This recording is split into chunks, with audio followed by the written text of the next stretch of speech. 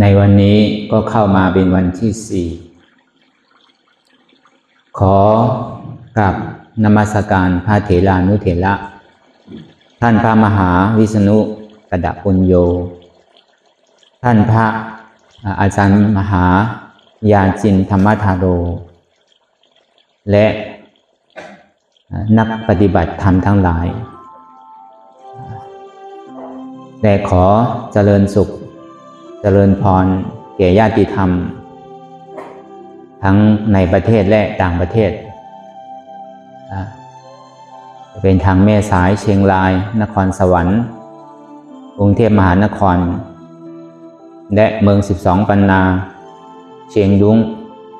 รัฐของประเทศจีนแล้วก็เชียงตุงตนตีก็ขอเจริญสุขเจริญธรรมจงมีแก่ญาติธรรมทั้งหลายในวันนี้ก็จะมาบรรยายธรรมะในภาคภาษาไทยก็ไม่ได้บรรยายมานานแล้วเพราะว่าอยู่แต่ในประเทศรัชฉานกับพม่าเสียงก็อาจจะเพ้นก็ไม่ค่อยชัดยังไงก็ฟังรัดเอาก็แล้วกันก่อนที่ในวันที่ 4ระยะเวลาบ่ายโมงถึงบ่าย3โมงในระยะเวลา2ชั่วโมงในวันนี้ก่อนที่เราจะได้ฟังธรรมะ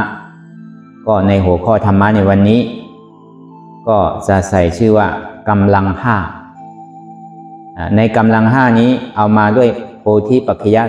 37อีกธรรมพระอริยเจ้าบินเข้าสู่พระนิพพานที่หลวงพ่อทีวิจิตรธรรมะที่ได้เขียนไว้ในหนังสือโพธิปัจจยะ37เหมือนตะกร้าที่มีอัญมณีอยู่ในตะกร้าเป็นเพชรดินจินดาหรือเป็นรัตนะของในศาสนาพุทธะของเราก็จะเอาในตอนในโพธิญาณ37นี้เอาตั้งแต่มหาสติปัฏฐาน4อิทธิบาท4อินทรีย์5พละ5พุทธชง7อริยมรรคมีองค์8นี้ก็จะเอาในอินทรีย์5ก็คือกำลัง5เดี๋ยวก็จะได้บรรยายธรรมะเกี่ยวกับเรื่องกำลัง5ก่อนที่เรายังไม่ได้ฟังธรรมะในข้อบรรยายนั้นก็ระยะแรกก็ในปีนี้ก็เป็นวันที่4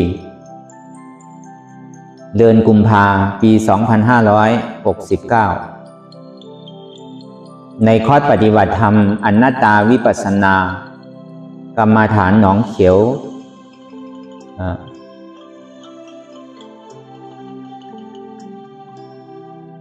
ว่านโดมลอยสะทงเวงท่าขี้เหล็กภาคตะวันออกของรัฐฉานสหภาพเมียนมาก็เป็นครั้งที่17ที่ได้เปิดคอร์สปฏิบัติธรรมก็ได้มารวบรวมที่เป็นลูกศิษย์ลูกหาของพ่อแม่ครูบาอาจารย์ก็มารวมกันเพื่อที่จะได้ลิ้มรสชาติของข้อสั่งสอนธรรมะของพระพุทธเจ้าเพราะฉะนั้นก่อนที่เรายังไม่ได้ฟังธรรมะนั้นก็ให้นั่งปฏิบัติไประยะแรกก็ให้เรานั่งขาขัดสมาธิขาซ้ายทับขาขวาก็ได้ขาขวาทับขาซ้ายก็ได้ก็ตั้งตัวเราตรงๆอย่าเกร็งเกินไปแล้วก็อย่าหย่อนเกินไปถ้าเราเกร็งเกินไปมันก็จะทำให้เรากั้นหรือทำให้เราสั่นคลอนได้แต่ถ้าเราหย่อนยานเกินไปก็จะทำให้เราหลับเหงาเหานอนหรือเป็นทินามิกะไม่หย่อนเกินแล้วก็ไม่เคี่ยงเกินเรียกว่าเส้นทางสายกลางเส้นทางสายกลางก็คือเป็นเส้นทางของปัญญาศีลสมาธินี่เรียกว่าเส้นทางสายกลางแล้วก็มือสองขอนวางไว้บนตักหลับหูเนื้อเปิดหูปัญญาฟังให้เข้าใจดีๆแล้วก็เอานิดแล้วก็ปฏิบัติให้มากหลับตาเนื้อเปิดตาในหรือเปิดตาปัญญาพิจารณาดูว่าสิ่งทั้งหลายทั้งปวงที่มันปรากฏขึ้นมานั้นให้เราพิจารณาวางว่าเป็นอนัตตาไปคิดถึงเรื่องเขา เขาก็ไม่มีไปคิดถึงเรื่องคนอื่นไม่มีเขาไม่มีเราพอมาคิดถึงเรื่องไม่มีเขาไม่มีเราไม่มีมันแล้วก็ไม่มีกูถ้าไปคิดถึงบุคคลก็คือมันแต่ถ้าไปคิดถึงบุคคลโดมก็คือเขาพอมาคิดถึงเราก็คือบุคคลที่อยู่ร่วมกันนี้พอมาคิดถึงเราก็คือกูเนี่ยเอาคำหยาบก็คือเขาหรือว่ามึงหรือว่ากูนั่นแหละสิ่งทั้งหลายทั้งปวงที่มันปรากฏขึ้นมานั้นก็ให้เราพิจารณาวางว่าเป็นอนัตตาไม่ใช่ตุบุคคลเราเขาเป็นสภาวะของธาตุดินน้ำลมไฟหรือเราพิจารณาไปหรือไม่อย่างนั้นถ้าเรายังไม่ได้เข้าใจยังไม่ได้เห็นเจ็บยังไม่เห็นทุกข์ยังไม่เข้าใจอนัตตานั้นก็ให้ดูที่ลมหายใจเข้าออกหายใจเข้าลึกๆหายใจออกลึกๆหายใจเข้าพอมันเข้าแล้วไม่ให้ออกก็ไม่ได้พอมันออกแล้วไม่ให้เข้าก็ไม่ได้เข้าแล้วก็ออกออกแล้วก็เข้าแม้แต่ลมหายใจของเรานี้ยังไม่สามารถที่จะบังคับได้เลยมีสิ่งไหนบ้างที่เราไปบังคับไม่สามารถที่จะบังคับได้มันเป็นสภาวะของมันบางทีมันก็หายใจเข้าลึกอยู่บางทีก็หายใจเข้าตื้นๆบางทีก็หายใจเข้านิดๆมันก็ไม่สม่ำเสมอกันแต่ในลมหายใจเข้าออกนั้นมันก็เข้าออกอยู่เป็นปกติถ้าเมื่อใดมันหยุดก็คือว่าต้องตายแล้วไปอีกชาติหน้าแล้วไม่มีแล้วก็ยังมีลมหายใจเข้าออกอยู่นี้ก็ถือว่าเรามีโอกาสเพื่อที่จะสามารถเดินทางเข้าสู่พระนิพพานได้สิ่งสำคัญที่สุดก็คือเราต้องปิดอบายภูมิทั้ง4ให้ได้อันนี้เป็นเป้าหมายอันสูงสุดสิ่งที่เราจะปิดอบายภูมินั้นเพราะฉะนั้นถ้าเราจะปิดอบายภูมินั้นเราต้องอยู่เหนือโลกีสิ่งที่เรามาฝึกปฏิบัตินี้เพื่อที่จะตามโลกุตระอยู่เหนือกรรมทั้งหลายเพราะโลกีเนี่ยมันติดตามกรรมเป็นเผ่าเป็นพันเพราะฉะนั้นเราต้องมาเอาเชื้อของกรรมเนี่ยเอาออกเชื้อของกิเลสเนี่ยเอาออกให้หมดสิ้นถึงว่ามันไม่หมดทั้งสิ้นก็ค่อยๆเอาไปถ้าเราข้ามเหมือนเราข้ามฝั่งมันมีน้ำมหาสมุทรอยู่4ในน้ำมหาสมุทร4เนี่ยเราก็ต้องฝึกข้ามไปในเกาะอีกฝั่งหนึ่งใน4มหาสมุทรนี้พอเราถึงเกาะข้างหน้าการที่จะว่ายหรือจะพายไปอีกเกาะที่2เกาะที่3หรือเกาะที่4ก็เป็นอันง่ายถ้าเราเคยว่ายไปแล้วก็ไปถึงเกาะเคยมีเกาะอยู่ในน้ำมหาสมุทรนั้นมันก็จะเป็นทีละขั้นทีละตอนไปเพราะฉะนั้นเราก็ต้องรู้ถึงความหมายรู้ถึงสัจจะที่มันปรากฏขึ้นสิ่งที่มันมีอยู่ที่มันอยู่ตรงนี้ที่เรามีส่วนเพื่อที่จะเราก็มีเหมือนคนอื่นไม่ว่าจะเป็นผู้หญิงหรือผู้ชายไม่ว่าจะเป็นคฤหัสถ์หรือเป็นบรรพชิตมันเป็นแค่บัญญัติไม่ใช่ว่าพระนิพพานนี้ไม่รองรับผู้หญิงนะไม่รองรับคฤหัสถ์นะรองรับแต่พระสงฆ์องค์เนนนะไม่ใช่ไม่ว่าจะเป็นคฤหัสถ์หรือผู้หญิงหรือว่าเป็นเด็กเล็กถ้าอายุ7 ขวบขึ้นไปเนี่ยสามารถที่จะบรรลุถึงมรรคผลนิพพานได้เพราะฉะนั้นในนี้ในพุทธบริษัทในท่ามกลางของศาลาวิหารนี้มีส่วนทุกๆคนเราก็ต้องให้กำลังตนเองอย่าไปท้อถอยในการปฏิบัตินี้ไม่วันหนึ่งก็วันหนึ่งไม่อาทิตย์หนึ่งก็อาทิตย์หนึ่งไม่เดือนหนึ่งก็เดือนหนึ่งไม่ปีหนึ่งก็ปีหนึ่งแต่สิ่งที่เราทำเนี่ยเราก็ต้องทำสม่ำเสมอเราวอนแต่จะขอวอนแต่ที่จะถึงแต่เราไม่ปฏิบัติลงมือทำเลยเนี่ยมันก็ไม่สามารถที่จะบรรลุเป้าหมายให้ได้เพราะฉะนั้นสิ่งที่เรามาลงเรือลำเดียวกันนี้แน่นอนว่าถ้าเราอยู่คนเดียวหรือเราปฏิบัติคนเดียวเนี่ยไม่สามารถที่จะถึงง่ายได้เพราะฉะนั้นเราต้องมาเรียนรู้ถ้าเราปฏิบัติคนเดียวมันคล้ายๆเหมือนน้ำดิน กว่ามันจะมาถึงแม่น้ำใหญ่เนี่ยมันก็ค่อนข้างที่จะยากพอสมควร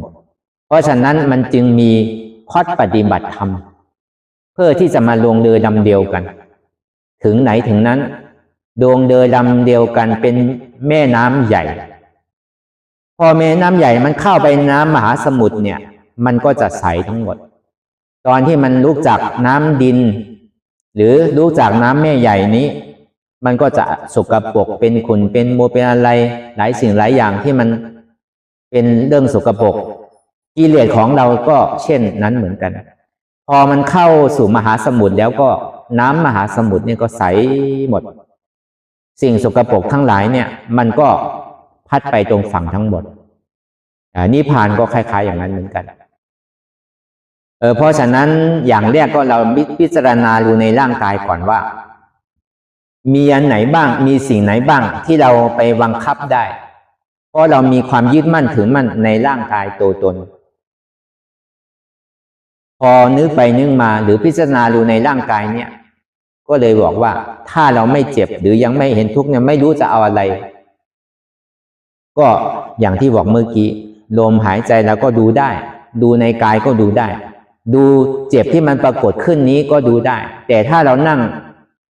ยังไม่ถึงครึ่งชั่วโมงหรือยังไม่ถึงชั่วโมงเนี่ยเจ็บมันก็ยังไม่ทำงานมันก็จะเห็นนิดๆไม่ได้เห็นมากมายเท่าไหร่แต่จะยังไงก็แล้วแต่ก็ให้รู้ว่า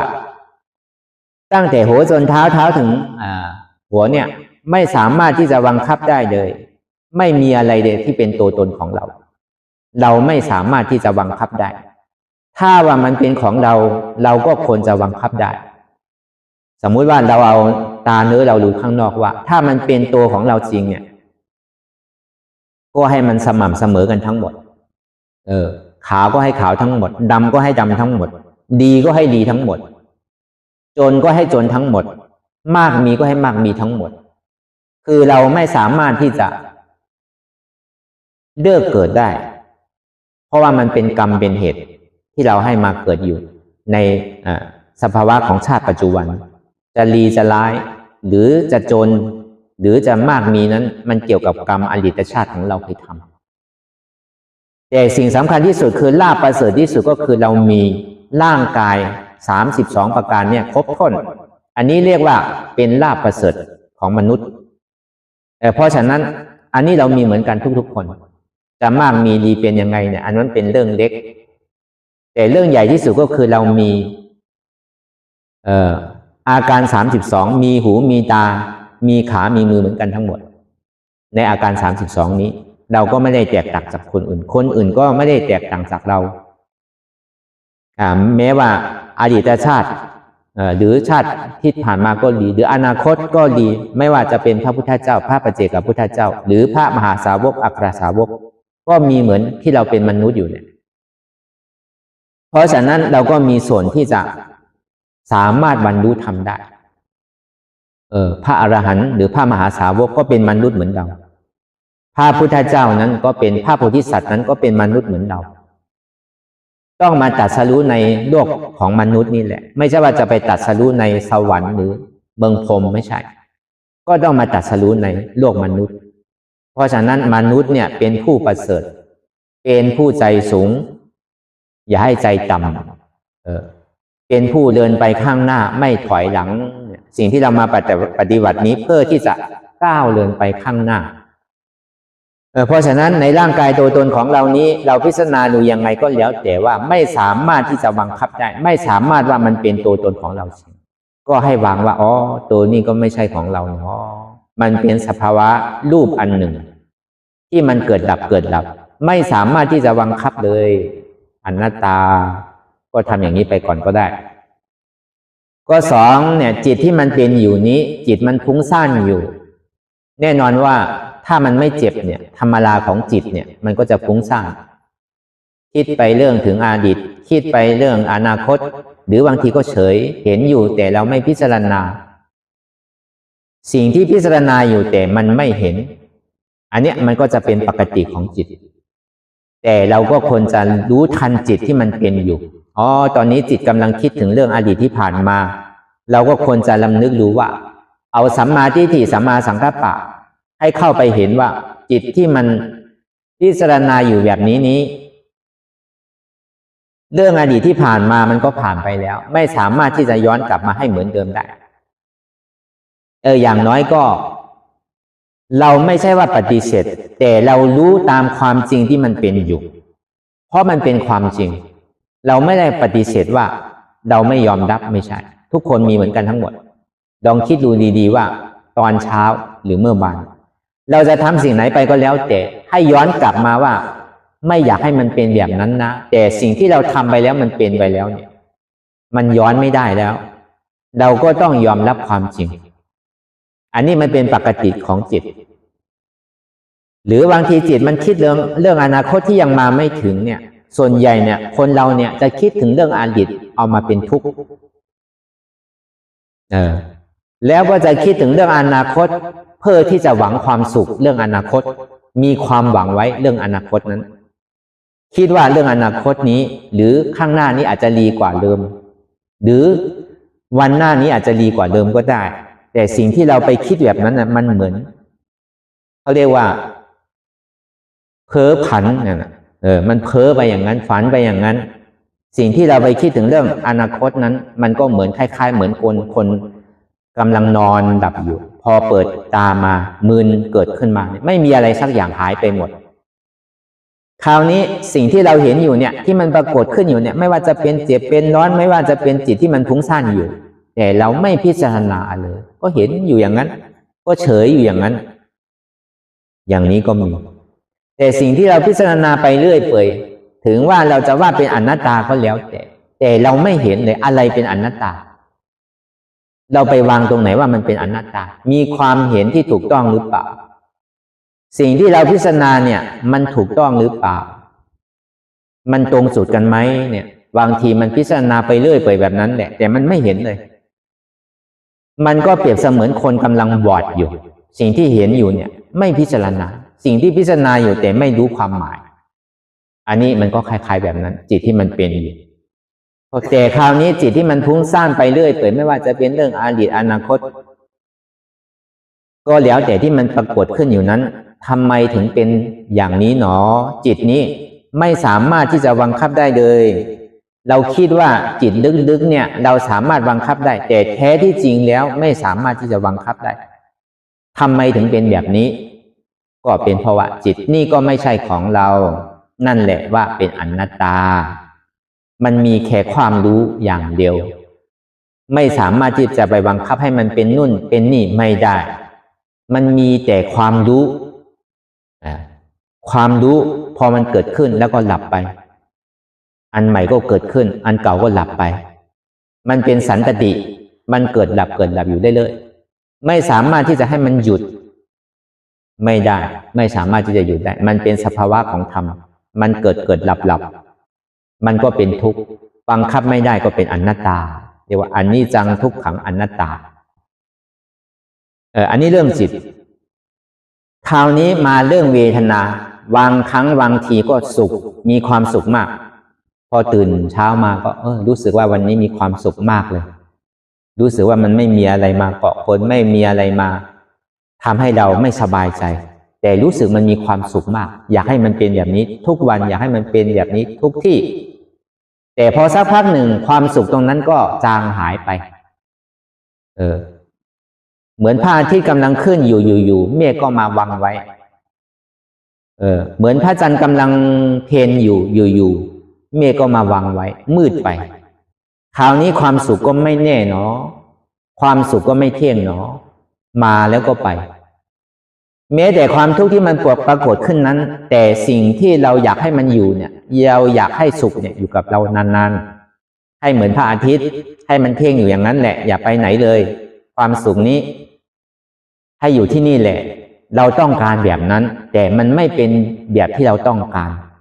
พอมันมามันก็ไปมาสักพักหนึ่งแล้วก็ไปนั่นแหละมันไม่แน่ไม่นอนคราวนี้เรื่องความทุกข์ที่มันปรากฏขึ้นมานั้นไม่ว่าจะเป็นช่วงเวลาไหนหรือตื่นเช้าหรือกลางวันหรือกลางคืนก็รู้สึกว่ามันทุกข์มากไม่ได้นั่งภาวนาก็เหมือนเราทุกข์อยู่ตลอดเดินก็เหมือนรู้สึกทุกข์นั่งก็เหมือนรู้สึกทุกข์ไม่ว่าจะนอนก็รู้สึกทุกข์อะไรกันนักกันหนาก็ไม่รู้ แต่เราอยากให้มันไปไวๆแต่ความจริงไม่ว่าจะเป็นทุกข์หรือเป็นสุขเนี่ยมันมีค่าเท่ากันพอมันมามันก็ไปแต่เรารู้สึกว่ามันอึดอัดรู้สึกว่ามันไม่อยากจะเจอสิ่งที่เราไม่ชอบสิ่งที่เราไม่อยากได้ยินเรารู้สึกว่ามันอยู่แค่แป๊บเดียวก็รู้สึกว่ามันนานซะเหลือเกินแต่ความสุขเนี่ยเราเสวยมันสุขเสวยนานนะแต่รู้สึกทำไมมาไวแล้วก็ไปเร็วจังเลยแต่ที่จริงเนี่ยมันก็เหมือนกันแหละทุกนั้นก็มันก็เหมือนกันมันมาแล้วก็ไปเหมือนกันเกิดแล้วก็หลับเหมือนกันไม่ว่าจะเป็นทุกข์หรือเป็นสุขนั่นแหละแม้แต่ความเวทนาหรือทุกข์และสุขนี้ก็ไม่สามารถที่จะพึ่งได้คนเราเนี่ยแสวงหาแต่ความสุขหนีแต่ความทุกข์ก็ลองคิดดูทุกวันนี้ไม่ว่าจะเป็นที่ไหนก็แล้วแต่สถานที่ไหนก็แล้วแต่ไม่ว่าจะเป็นข้าราชการหรือเป็นที่ไหนก็แล้วแต่คนก็จะแสวงหาแต่ความสุขแต่มันไม่ได้เป็นสุขที่แท้จริงมันเป็นสุขแค่จอมปลอมไม่ได้ยั่งยืนในโลกโลกานี้ในโลกธาตุนี้มันเป็นแค่จอมปลอมมันไม่ใช่เป็นสุขที่โลกุตระเพราะฉะนั้นธรรมราของโลกมนุษย์นั้นธรรมราของสัตว์โลกก็แล้วกันถ้าว่าโลกมนุษย์ก็มันเกี่ยวกับโลกมนุษย์นี่เนาะสัตว์โลกก็คือไม่ว่าจะเป็นอบายภูมิทั้งสี่หรือมนุษย์หรือสวรรค์หรือพรหมโลกในโทษจักรบาลนี้ล้วนแต่เป็นอนิจจังล้วนแต่มีความทุกข์ล้วนแต่เป็นอนัตตาไม่มีอะไรที่จะบังคับได้เลยในในสัตว์โลกทั้งหลายทั้งปวงนี้มันเกิดขึ้นตั้งอยู่แล้วก็ดับไปไม่มีอะไรแน่นอนสักอย่างถ้าไม่เข้าถึงโลกุตระถ้าไม่ก้าวสู่เป็นพระอริยบุคคลแล้วมีแต่ถอยหลังไม่สามารถที่จะก้าวไปข้างหน้าได้พระอริยะก็คือก้าวไปข้างหน้าไม่ถอยกลับหลังนี่แหละที่เรามาปฏิบัตินี้เพื่อที่จะก้าวสู่ในอริยชนเพราะฉะนั้นเราก็ต้องทนกระแสให้ได้เพราะว่าทุกอย่างที่ผ่านมานี้เราตามกระแสเขาติดสุขเราก็ติดสุขเขาโกทุกข์เราก็โกทุกข์ตามเขาไปเจอโลกธรรมก็หวั่นไหวไปตามเขาเพราะฉะนั้นในสัตว์โลกเนี่ยมันก็เป็นธรรมดาของมันอย่างนั้นแต่ในโลกของโลกุตระธรรมนั้นเหมือนเรามาฝึกเนี่ยมีที่ไหนล่ะให้กันทนให้รู้เจ็บให้รู้ทุกข์แล้วก็ให้วางให้ได้เห็นอยู่รู้อยู่ยอมรับแล้วก็วางให้ได้เนี่ยคนเขาเนี่ยส่วนใหญ่เขาไม่อยากให้มันทุกข์แบบนี้พอเรานั่งถ้าปวดเมื่อยมาก็เดินสิถ้าเดินถ้าเมื่อยมาก็นั่งสิพอนั่งแล้วก็เมื่อยอย่างนั้นก็ยืนสินอนสิเนี่ยมันเป็นทุกอิริยาบถเขาก็จะส่วนใหญ่เขาก็จะสอนแบบนั้นความหมายก็คือมันหนีแต่ทุกข์มันไม่ได้ทนกระแสมันตามกระแสเพราะฉะนั้นมันทำแค่ให้ใจเราสงบแต่มันไม่สามารถที่จะทำลายกิเลสให้หมดสิ้นไปได้เพราะฉะนั้นสิ่งที่เรามาปฏิบัติธรรมอนัตตาวิปัสสนานี้เพื่อที่จะเห็นถึงอนัตตาเห็นถึงสภาวะที่ไม่ใช่ตัวตนของเราสิ่งที่เรากลัวเราไปยึดมั่นถือมั่นในร่างกายตัวตนของเราว่าเป็นของเราเพราะฉะนั้นเรามาฝึกเพื่อที่จะถอดถอนในความยึดมั่นถือมั่นในร่างกายตัวตนสิ่งที่อธิบายมาทั้งหมดนี้ก็มันก็อยู่ในรูปวิญญาณเวทนาในภาษาบาลีเรียกว่ารูปวิญญาณเวทนาในภาษามนุษย์ก็คือเป็นกายเป็นจิตเป็นเจ็บในภาษาไทยเขาเรียกว่าเวทนามันก็เอาจากภาษาบาลีถ้าทางนี้เขาจะเรียกว่าเจ็บอันเนี้ยเพื่อที่จะวางว่าไม่ใช่ตัวเราไม่ใช่ใจเราแล้วก็ไม่ใช่เจ็บเรามันเป็นรูปวิญญาณเวทนาสภาวะของรูปเป็นยังไงมันเกิดดับเป็นสันตติเป็นก้อนเกิดดับเดี๋ยวเจ็บเดี๋ยวร้อนเดี๋ยวหนาว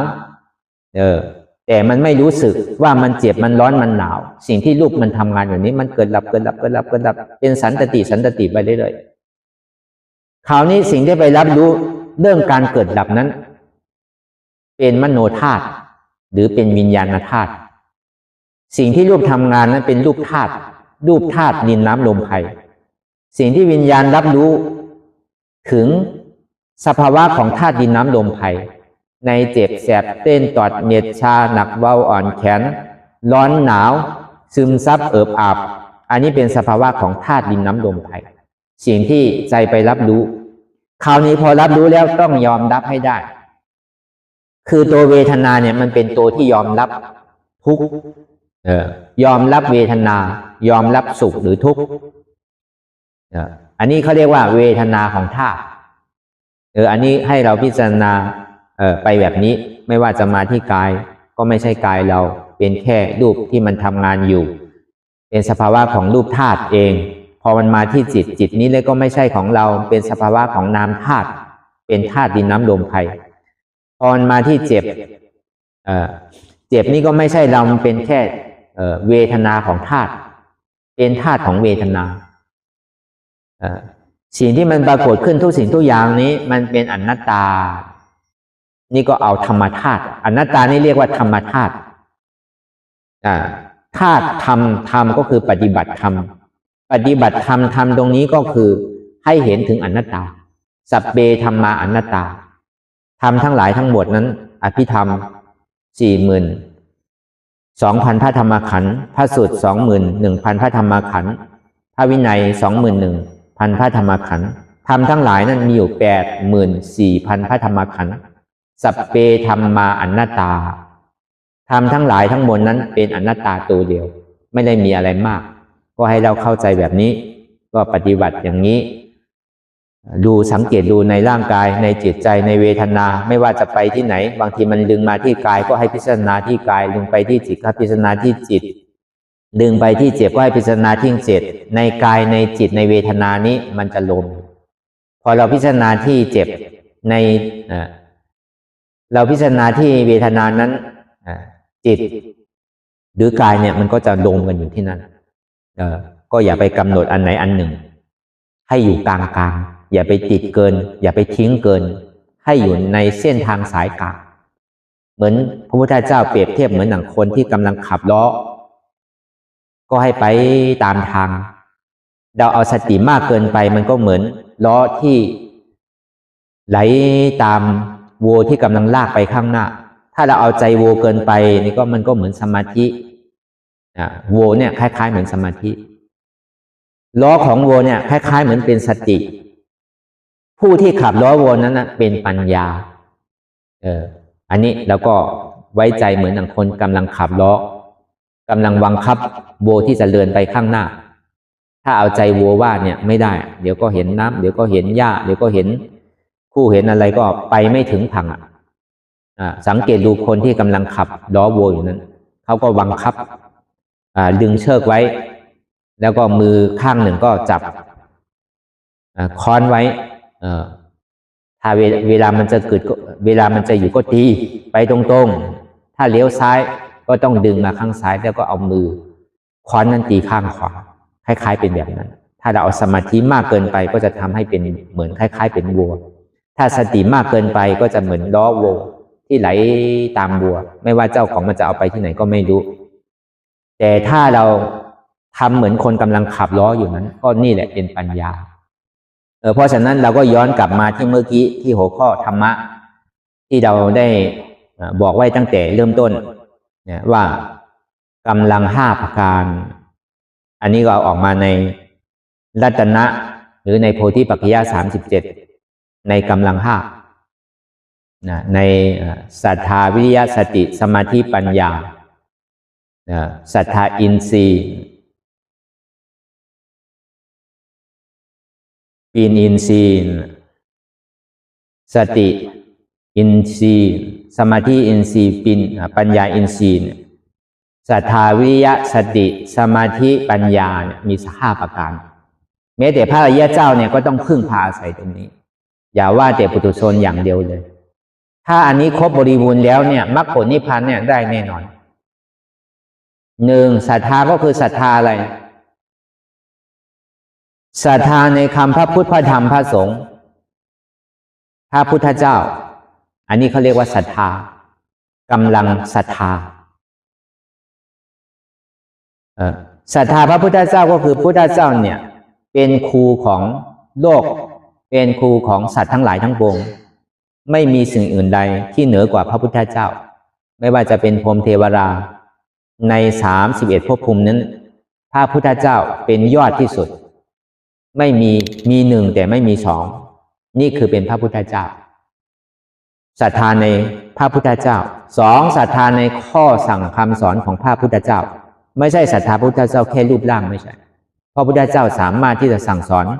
เวนยสัตว์ให้พ้นจากทุกข์ให้ถึงสุขคือพระนิพพานอันนี้แหละศรัทธาไม่ใช่ศรัทธาเป็นรูปร่างศรัทธาคำสอนของพระพุทธเจ้าคำสอนของพระพุทธเจ้าก็คืออภิธรรมสุดพระสุดพระวินัยถ้ารวมแล้วก็ 84,000 พระธรรมขันธ์ที่บอกที่ได้แสดงไปเมื่อกี้ก็สามารถคนที่ได้ฟังได้ยินนั้นก็สามารถบรรลุถึงมรรคผลนิพพานได้พ้นจากทุกข์ถึงที่สุดของทุกข์แล้วก็ให้ถึงสุขเขาเรียกว่านิจจังสันติสุขขังอมตะธาตุคนก็ได้บรรลุธรรมได้ถึงมรรคถึงผลไปก็เพราะได้ฟังธรรมของพระพุทธเจ้านี่แหละคำสอนของพระพุทธเจ้าไม่ใช่ว่าศรัทธาในพระไตรปิฎกหรือมันมีในหนังสือแต่เราไม่ได้อ่านเลยไม่ได้เข้าใจเลยมันก็ไม่มีประโยชน์ไม่อย่างนั้นกลัวมันจะคลาดเคลื่อนเนาะก็เลยอธิบายหน่อยคราวนี้เราศรัทธาพระสงฆ์เนี่ยศรัทธาพระสงฆ์เนี่ย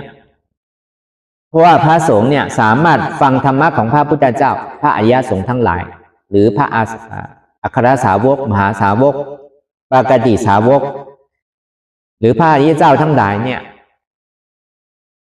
พอปฏิบัติแล้วได้เอาข้อสั่งคำสอนของพระพุทธเจ้าได้มาสั่งสอนให้เราได้ยินได้ฟังหรือตั้งแต่ปฐมสังฆยานธรรมนั้นก็ได้คงไว้ในพระไตรปิฎกในอภิธรรมพระสูตรพระวินัย 84,000 พระธรรมขันธ์ก็คือเป็นสายเถรวาทอันนี้ก็เล่าเรียนศึกษาเมื่อก่อนมันไม่ได้มีหนังสือเขียนหลังๆมาเนี่ยถึงจะมีหนังสือแปลเป็นภาษาไทยบ้างภาษาไทยใหญ่ภาษาพม่าภาษาจีนอย่างเนี้ยถึงจะแปลออกมาเป็นพระไตรปิฎกก็เพราะว่าพระสงฆ์ปริยัติก็ดีปฏิบัตินั้นก็ดีก็ได้รักษาข้อธรรมคำสอนของพระพุทธเจ้าได้เอามาสั่งสอนให้เราผู้ปฏิบัติเป็นพุทธศาสนิกชนนั้นได้ฟังได้ยินและปฏิบัติตามอันนี้แหละเราศรัทธาพระสงฆ์เนี่ยศรัทธาเพื่อที่จะชี้แนวทางให้เราพ้นทุกข์ได้อันนี้เราถึงจะศรัทธาในศรัทธาแต่ในศรัทธาของปรมัตถ์จริงๆเนี่ยไม่ว่าจะเป็นพระพุทธพระธรรมพระสงฆ์เนี่ยมันเป็นอนัตตาตัวเดียวเพราะพระพุทธเจ้าของเราเนี่ยในวาจาของพระพุทธเจ้าในโอวาทของพระพุทธเจ้านั้นแก่นแท้ก็คืออนัตตาข้อสั่งคำสอนของพระพุทธเจ้าก็คือคำว่าเป็นอนัตตานั่นแหละพระพุทธเจ้าไปเห็นอนัตตานั่นแหละถึงจะเป็นสัมมาสัมพุทธะคือว่าพระพุทธเจ้าก็เป็นพระอนัตตาในข้อสอนของพระพุทธเจ้านั้นสัพเพธัมมาอนัตตาธรรมทั้งหลายทั้งมวลนั้นเป็นอนัตตาสรุปเลยรวมก็คือธรรมทั้งหลายนั้นเป็นอนัตตาถ้าสรุปรวมๆหรือพระสงฆ์พระอริยสงฆ์ทั้งหลายที่ได้บรรลุถึงมรรคผลนิพพานแล้วก็ได้เข้าถึงธรรมอนัตตาอันนี้แหละให้เราศรัทธาในข้อปฏิบัติของอนัตตาอันนี้ข้อที่หนึ่งถ้าเป็นในปรมัตถ์เนี่ยให้มันโดมเป็นว่ามีอนัตตาตัวเดียวในศรัทธาตัวนี้ให้ปลุกใจให้เราตื่นปลุกความคิดปลุกความกล้าหาญของเราเนี่ยให้มีศรัทธาแรงกล้าเพื่อที่จะขึ้นมาแน่นอนว่าศรัทธาตรงนี้เนี่ยไม่น้อยก็มากก็คงจะมีเหมือนกันทุกคนไม่100ก็สัก50-60ก็น่าจะมีอยู่ไม่ถึง100ก็ถ้าไม่อย่างนั้นเนี่ยมันไกลแสนไกลขนาดนี้เราก็ยังมาถึงได้ไม่จะว่าเป็นต่างประเทศบางคนก็มาจาก12 ปันนามาจากเวียงตองกินต้องใช้เวลา2 วันถ้าไม่ศรัทธาจริงก็คิดว่าไม่น่าจะมาก็เพราะศรัทธาในข้อปฏิบัติอนัตตานั่นแหละถึงจะมาถึงที่นี่ คราวนี้มีศรัทธาอย่างเดียวไม่พอถ้าศรัทธามากเกินไปก็ปัญญาไม่เกิดมันวังปัญญาคนเราถ้าศรัทธามากก็ไม่ดีเหมือนกันมันต้องสม่ำเสมอกันไปหนึ่งมีศรัทธาแล้วสองเราก็ต้องมีวิริยะความเพียรเช่นว่าเรามาตั้งในข้อปฏิบัติธรรมนี้ที่หลวงพ่อที่นำมาตลอดไม่ว่าจะเป็น10 วันหรือไม่ว่าจะเป็น9 วันหรือว่าไม่จะเป็น7 วันก็แล้วแต่ในวันหนึ่งวันละ4 ครั้งครั้งละ2 ชั่วโมงเนี่ยอันนี้ทำให้สม่ำเสมอถ้าถึง3 วันจิตมันนิ่งอะไรมันนิ่งมาแล้วรู้แล้วทุกมันมาเต็มแล้วเราอยากจะเพิ่มก็เพิ่มไปวันที่4 วันที่5 วันที่6อย่างนี้ปกติ1 วัน8 ชั่วโมง3 วัน8 ชั่วโมงให้ปกติพอจิตมันสม่ำเสมอแล้วเราจะเพิ่มขึ้นอีกวันที่4 วันที่5เนี่ยเราจะขึ้นสักเอา10 ชั่วโมงไหมอย่างเงี้ยกลางวันเนี่ยเราจะนั่งประมาณบ่ายโมงถึง4 โมงไหมหรือกลางคืนเนี่ยเราจะนั่ง6 โมงถึง3 ทุ่มไหมอย่างนี้ก็ได้วันละ4 ชั่วโมงพอเราไปนั่งตอนเช้าหรือว่านั่งตอนคืนอย่างเงี้ยมันอาจจะห่วงว่าเราไม่ได้ทานข้าวเนี่ยเราไม่ได้กินข้าวเนี่ยบางทีเรานั่งเนี่ยมันอาจจะมีความคิดแบบนั้นแต่พอเรานั่งในช่วงกลางวันเนี่ยเราไม่ได้อาบน้ำก็ไม่เป็นไรหรือช่วงกลางคืนเนี่ยมันไม่ได้มีภาระงานอะไรต้องทำถ้าเอาตอนเย็นกับตอนกลางคืนเนี่ยน่าจะดีกว่าก็แล้วแต่ของใครของมันอันนี้เขาเรียกว่าวิริยะอินทรีย์ในความวิริยะเพียรนี้มันต้องมีสม่ำเสมอพื้นฐานที่มันวางไว้แล้วก็คือวันละ8 ชั่วโมงนี้ต้องทำให้สม่ำเสมออย่างน้อยก็เราไม่ได้กำไรเราก็ได้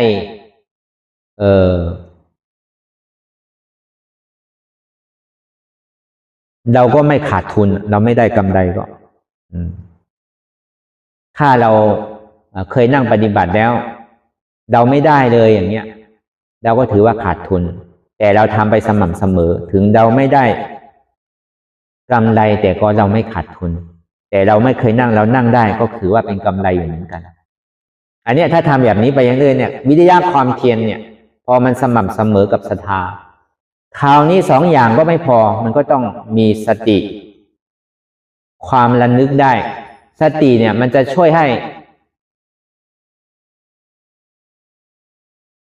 สัมมาสังกัปปะเนี่ยเกิดพลังขึ้น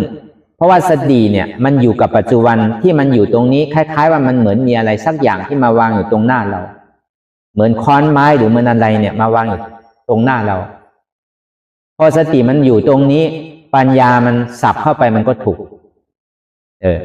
เพราะว่าสติเนี่ยมันช่วยเรื่องสัมมาสังกัปปะหรือความพิจารณาถูกต้องสิ่งที่เราไปเห็นอะไรสักอย่างแต่ถ้าไม่มีสติเนี่ยมันจะคลาดเคลื่อนมันไม่นิ่งไม่เฉยเนี่ยบางทีไปคิดถึงเรื่องอดีตบ้างอนาคตบ้างอย่างเงี้ยมันไม่อยู่กับปัจจุบันคราวนี้สติมันก็ไม่เกิดพอสติมันไม่เกิดก็คือสัมมาสังกัปปะตรงนี้ความเหมือนเป็นมีดหรือเหมือนเป็นลูกปืนที่กำลังเล็งจะยิงใครสักอันหนึ่งหรือจะเอามีดนั้นสับไม้สักอันหนึ่งอย่างเงี้ยมันสับยังไงก็มันไม่ถูกอ่ะเพราะสติมันไม่มีหรือปัจจุบันมันไม่เกิดอันนี้ย้อนไปที่วิริยะความเพียรนิดหนึ่งอย่างเช่นหลวงปู่ว่าในวิริยะความเพียรนั้นมันต้องทำถึงขนาดไหนถึงจะบรรลุมรรคผลนิพพานได้ต้องตั้งสัจจะอธิษฐานให้แน่วแน่พอเรานั่งไปแล้วก็ในระยะ2 ชั่วโมงก็ดี3 ชั่วโมงก็ดีหรือตลอดคืนก็ดีถ้าเราไม่ได้เห็นธรรมเนี่ยเราจะไม่ลุกที่นี่ตายมี2 อย่างหนึ่งถ้ามนุษย์ตายเป็นเทวราถ้าอัตตาตายเป็นพระอริยบุคคลแน่นอนว่ามนุษย์มันไม่ตายมีแต่อัตตาเนี่ยจะตายต้องแน่วแน่ต้องกล้าหันหาแบบนั้นอันนี้คำหลวงปู่ว่าที่เขียนไว้ในโพธิปักขิย37ในอินทรีย์5อันนี้ความวิริยะความเพียรตรงนี้เนาะคราวนี้เราไปข้างหน้าอีกในสติตรงนี้ในสติอินทรีย์ก็คือกำลังของสติแต่แน่นอนว่าไม่ใช่ว่าเอาศรัทธาหรือเอาวิริยะหรือเอาสตินำหน้าไม่ใช่ สิ่งที่มันทำอยู่หน้าตอนนี้ก็คือเอาสัมมาทิฏฐิสัมมาสังกัปปะนี้ประกอบไปด้วยเป็นผู้แนวเป็นผู้นำทางเป็นผู้ส่องแสงสว่างไม่ใช่ปล่อยให้มันเป็นเรื่องของศรัทธาปล่อยให้มันเป็นเรื่องของวิริยะปล่อยให้มันเป็นเรื่องสติไม่ใช่คือต้องเอาสัมมาทิฏฐิสัมมาสังกัปปะเนี่ยประกอบไปด้วยมันถึงจะครบบริบูรณ์คราวนี้สติอินทรีย์ก็อย่างที่บอกไว้เมื่อกี้ถ้าเราไม่มีสติเลยแหละเราไปวนถึงเรื่องข้างนอกอยู่แต่มันอยู่ที่นี่แต่เราไปคิดถึงอดีตอยู่คิดถึงอนาคตอยู่เนี่ยธรรมที่มันปรากฏอยู่หน้าเบื้องนี้แต่เราไม่ดูมันเลยเราไม่พิจารณามันเลยเราไม่ยอมรับมันเลยเนี่ยมันจะมีสติที่ไหนไม่ได้มีสติมันเป็นมิจฉาสติไม่ใช่เป็นสัมมาสตินี่แหละกำลังของสติเนี่ยก็ต้องมีเรียกว่าอินทรีย์คราวนี้มีสติเนี่ยก็ต้องมีสมาธิอีก3อย่างก็ไม่เพียงพอมันต้องมีสมาธิอินทรีย์อินทรีย์ของสมาธิการที่เรานั่งไปแล้วเนี่ยมันจะเจ็บจะร้อนจะทุกข์แค่ไหนก็แล้วแต่พอเราวางไปแล้วเราอย่าไปสลับเราอย่าไปพื้นไปพื้นมาหรือเราอย่าไปลุกไปลุกมาอย่าไปหนีมันพอเราวางไปแล้วก็ตั้งสัจจะอธิษฐานให้ดีอย่าไปสั่นไปสั่นมาบางทีพอมันทุกข์เราก็มาข้างหน้าบ้างไปข้างหลังบ้างเลี้ยวซ้ายบ้างเลี้ยวขวาบ้างยกบ้างอะไรเนี่ยมันหาวิธีทุกสิ่งทุกอย่างเพื่อที่จะหลีกทุกข์เพื่อที่จะหนีทุกข์ถ้ามันเป็นลักษณะแบบนั้นเนี่ยมันไม่ได้เป็นสมาธิแล้วอินทรีย์ของสมาธิมันไม่พอแล้วสมาธิเนี่ยมันจะช่วยหมุนแรงของสัมมาทิฏฐิความเห็นชอบตัวกำลังของสมาธิตรงนี้เนี่ยถ้ามันโมแต่สั่นไปสั่นมาคลอนไปคลอนมาแบบนี้มันไม่เห็นถูกต้องดูยังไงก็ไม่เห็นสังเกตที่เราดูที่เราขับรถดูหรือบางทีเราดูใครสักคนหนึ่งที่ไกลๆมาอย่างเงี้ยถ้าเราโมแต่สั่นหัวเราโมแต่บิดไปบิดมาอย่างนี้ไม่รู้นะว่ามันเป็นใครบางทีเห็นคนหนึ่งก็เป็น2คนเห็นผู้หญิงเหมือนผู้ชายเห็นคนหนุ่มเหมือนคนแก่เห็นคนชราเหมือนคนหนุ่มมันไม่ชัดเจนไม่เห็นชัดเจนเพราะฉะนั้นสมาธิกำลังของสมาธิเนี่ยก็เป็นอันสำคัญมากคราวนี้กำลังของปัญญาเนี่ยนะปัญญาอินทรีย์เนี่ยอินทรีย์ของปัญญาเนี่ยแน่นอนว่ามันเมื่อกี้เราก็ได้บอกไปแล้วว่ามันประกอบไปด้วยปัญญาไม่ว่าเราจะดูในศรัทธาหรือดูในวิริยะหรือดูในสติสมาธิมันก็มีปัญญาประกอบไปด้วยไม่ใช่ว่าดูสิ่งไหนสิ่งอื่นอย่างเดียวแต่ประกอบไปด้วยปัญญาอันนี้เขาเรียกว่าอินทรีย์5หรือกำลัง5ถ้ามันครบบริบูรณ์แล้วกำลัง5เนี่ยมรรคผลนิพพานเนี่ยมันไม่ได้ไกลมากใกล้ๆก็ลองสังเกตดูว่าเรามีอะไรขาดบ้างศรัทธาเราพอดีไหมวิริยะความเพียรเราสม่ำเสมอไหมสติเราเนี่ยระลึกอยู่ตลอดไหมหรือสมาธิเราเนี่ยตั้งมั่นไหมหรือปัญญาของเราเนี่ยเฉียบขาดไหมพิจารณาต่อเนื่องเห็นต่อเนื่องไหมอันนี้เราก็สังเกตดูแบบนี้พอเราสังเกตดูแบบนี้มันสม่ำเสมอกันไปแล้วในกำลัง5แห่งกำลัง5ประการนี้เป็นรัตนะ5ประการนี้เราก็จะได้รัตนะได้อัญมณีของรัตนะ5ประการอันนี้มันเป็นเครื่องมือเพื่อที่จะปฏิบัติธรรมถึงมรรคผลนิพพานแม้แต่พระอริยเจ้าทั้งหลายก็ต้องดูอันนี้เหมือนกันแม้แต่พระอนาคามีเนี่ยบางทีถ้าเอาสมาธิมากเกินไปอย่างนี้เนี่ยมันก็จะเข้ามันจะมีแต่ละขั้นแต่ละตอนในชั้นสุทธาวาสเนี่ยในชั้นสุทธาวาสก็คือ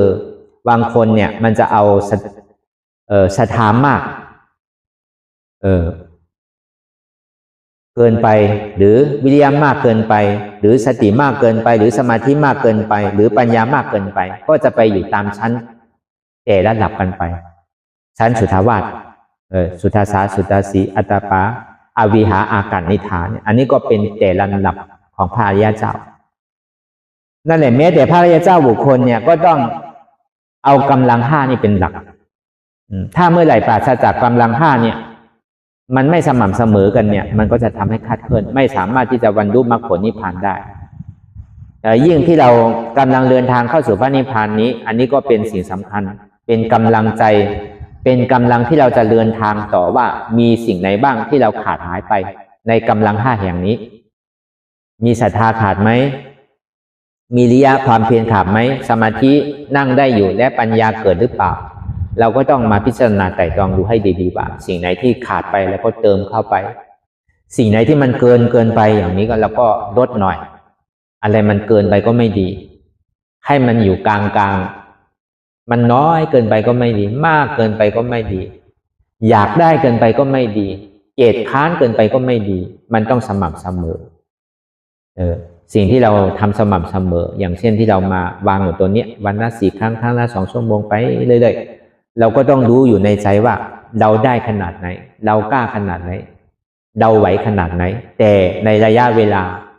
วันละ4 ครั้งครั้งละ2 ชั่วโมงเนี่ยจะยังไงก็แล้วแต่เราจะไม่ท้อถอยเราจะมีแต่เราจะปฏิบัติเพื่อความเจริญไม่ใช่ว่าปฏิบัติเพื่อความเสริมอันนี้เรามาเจริญเพื่อที่จะพ้นจากในวัฏสงสารเจริญให้จิตใจเราให้สูงขึ้นเพื่อที่จะปิดอบายภูมิหรือเพื่อที่จะเปิดประตูพระนิพพานอันนี้ก็ในกำลัง5นี้ก็จบไปแล้วเพราะฉะนั้นก็ให้เป็นแดงเป็นกำลังเพราะว่าบรรยายธรรมะเพื่อปฏิบัติเนาะให้เรามีกำลังเพื่อที่จะปฏิบัติไปก็ทำมีก็ให้เราเห็นทำจริงก็คือให้เรารู้ทำมีเห็นอะไรเห็นเจ็บแสบเต้นตอดเหน็ดชาหนักเบาอ่อนแข็งซึมซับเอิบอาบร้อนหนาวเห็นสภาวะของธาตุดินน้ำลมไฟที่มันเป็นอยู่คล้ายๆว่าเห็นเจ็บถ้าเอาง่ายๆเอาสั้นๆทำมีเห็นเจ็บทำจริงรู้เจ็บรับอะไรรับเจ็บวางอะไรวางเจ็บให้ได้ว่าเป็นอนัตตาเจ็บที่เห็นอยู่คือรูปจิตที่รู้อยู่คือวิญญาณที่รับอยู่เป็นเวทนาทำ3 ประการนี้จะเป็นเครื่องมือให้เราสู่ถึงแดนพระนิพพานพอเราพิจารณาไปแบบนี้เนี่ยสิ่งที่เราจะไปยึดมั่นถือมั่นว่าเป็นหัวเราหนอเป็นขาเราหนอเป็นเอวเราหนอเป็นกายของเราหนอใจนี่ก็เป็นของเราหนอเจ็บนี่ก็เป็นเราหนอมันไม่มีแล้วเพราะว่าทุกสิ่งทุกอย่างเนี่ยมันเป็นสภาวะของธาตุดินน้ำลมไฟ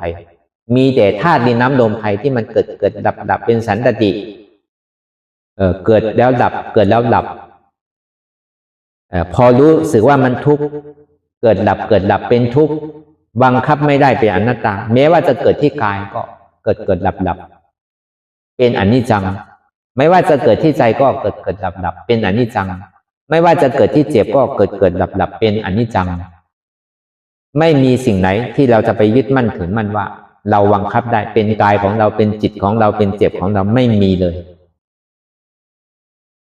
อันนี้ถ้าเราเข้าใจแบบนี้มันก็จะทำให้เราไปได้ง่ายๆไปสม่ำเสมอไม่ติดไม่ค้างไปเหมือนท่อนไม้ที่มันกำลังไหลตามกระแสไหลลงแม่น้ำใหญ่แล้วก็เข้าไปน้ำแม่น้ำมหาสมุทรถ้ามันไม่ติดค้างที่ไหน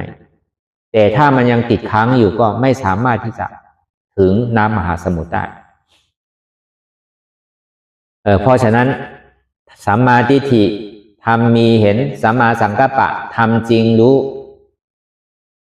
ทำมีเห็นทุกข์ทำจริงรู้ว่าทุกข์นี้ไม่ใช่เราเป็นอนัตตาทำมีเห็นเจ็บแสบเต้นตอดเหน็ดชาสั่นไหวยกคอนหนักเบาอ่อนแข็งซึมซับเอิบอาบร้อนหนาวเป็นสภาวะแค่ธาตุเป็นสภาวะของรูปธาตุไม่ใช่กายของเราสิ่งที่ไปรับรู้เจ็บแสบเต้นตอดเหน็ดชาสั่นไหวนั้นเป็นสภาวะของนามธาตุนามธาตุก็คือเจ็บแสบเต้นตอดเหน็ดชาเป็นสภาวะของธาตุลมไม่ใช่เราเป็นอนัตตาสิ่งที่มันร้อนอยู่หนาวอยู่สิ่งที่มันเย็นอยู่อุ่นอยู่นั้นเป็นสภาวะของธาตุไฟสิ่งที่มันหนักมันแข็งมันอ่อนมันนุ่มอยู่นั้น สิ่งที่มันเบานั้นเป็นสภาวะของธาตุดินสิ่งที่มันซึมซับเอิบอาบก่อกลุ่มเกิดหลับวันนี้มันเป็นสภาวะของธาตุน้ำไม่ใช่ใจของเรามันเป็นอนัตตาสิ่งที่รับรู้เจ็บแสบเต้นต่อนเนี่ยสั่นไหวยกคออยู่นี้มันเป็นสภาวะของเวทนาของธาตุพอมันเกิดขึ้นแล้วก็ดับไปเกิดแล้วก็ดับไปไม่เที่ยงเป็นทุกข์บังคับไม่ได้เป็นอนัตตาสิ่งที่ไปรู้ทั้งหลายทั้งปวงในรูปธาตุนามธาตุและเวทนาธาตุนั้นเป็นธรรมธาตุสิ่งที่เรามาปฏิบัติธรรมเนี่ยปฏิบัติเพื่อที่จะให้รู้ถึงธรรมธาตุธรรมธาตุก็คืออนัตตาให้รู้ว่าทุกสิ่งทุกอย่างที่มันเกิดขึ้นมานั้นก็ให้เราพิจารณาว่าอ๋ออนัตตาไม่ใช่เรานี่ไม่ใช่กายเรานี่เป็นแค่รูปธาตุดินน้ำลมไฟไม่ใช่จิตเรานี่เป็นแค่นามธาตุดินน้ำลมไฟไม่ใช่เจ็บเรานี่เป็นเวทนาของธาตุดินน้ำลมไฟทุกสิ่งทุกอย่างไม่สามารถที่จะบังคับได้เป็นอนัตตาเนาะก็ให้เราพิจารณาไปแบบนี้เรื่อยๆพิจารณาจนเจ็บนั้นหายพิจารณาจนทุกข์นั้นหายพิจารณาจนอัตตานั้นขาดสะบั้นลงสิ่งไหนที่มันปรากฏขึ้นมานั้นก็ให้เราพิจารณาวางเป็นอนัตตาไม่ใช่เราไม่ใช่เขาไม่ใช่มันไม่ใช่กูเขาไม่มีเราก็ไม่มีสัตว์บุคคลเราเขาทุกสิ่งทุกอย่างมันแค่เป็นภาพลวงตาหรือเป็นสิ่งของบ้างเปล่าไม่มีอะไรที่จะไปยึดมั่นถือมั่นได้ทุกสิ่งทุกอย่างมีแต่ความว่างเปล่ามีแต่สุญญตามีแต่อนัตตาไม่มีความยึดมั่นถือมั่นก็ให้พิจารณาไปแบบนี้เรื่อยๆว่าทุกสิ่งทุกอย่างเป็นอนัตตาพอมันเกิดขึ้นมาก็ไม่ใช่เราอนัตตาเกิดมาที่ไหนก็แล้วแต่ในรูปวิญญาณเวทนานี้ก็ให้เราพิจารณาไปแบบนี้ไปเรื่อยๆ